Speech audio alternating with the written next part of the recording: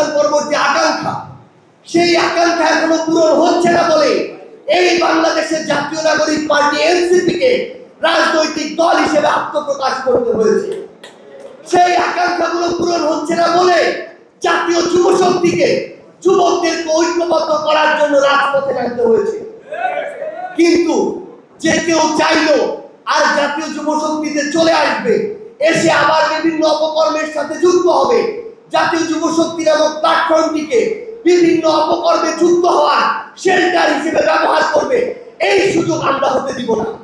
আমরা জাতীয় নাগরিক পার্টি এনসিপি কিংবা আমাদের জাতীয় যুব শক্তি আমরা একটা দীর্ঘ লড়াই নেমেছি।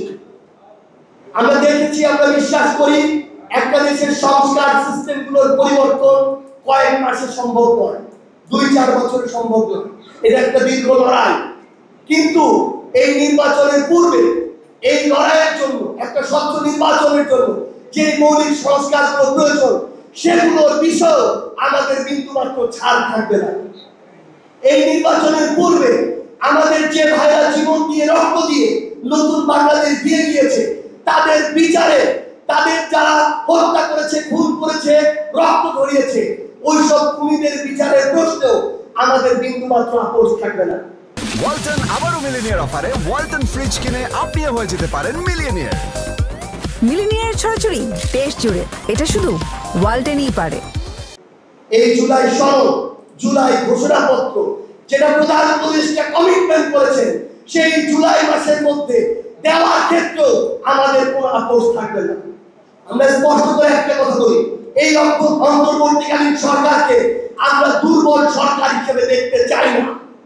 এই অন্তর্বর্তীকালীন সরকার যদি নিজেদেরকে দুর্বল হিসেবে প্রকাশ করে, এটাই হবে তাদের ওই ম্যান্ডেটের সাথে, অভ্যুত্থানের ওই রক্তের সাথে সবচেয়ে বড় প্রতারণা।